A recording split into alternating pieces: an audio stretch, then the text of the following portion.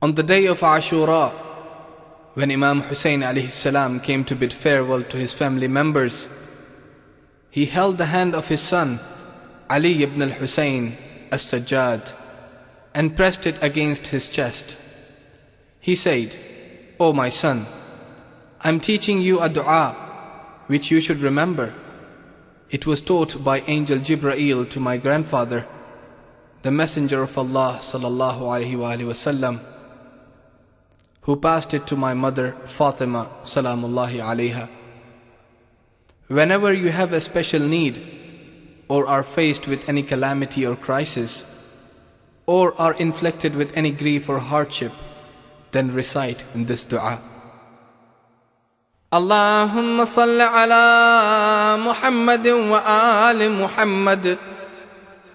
Bismillahir Rahmanir Rahim. بحق ياسين والقرآن الحكيم وبحق طه والقرآن العظيم يا من يقدر على حوائج السائلين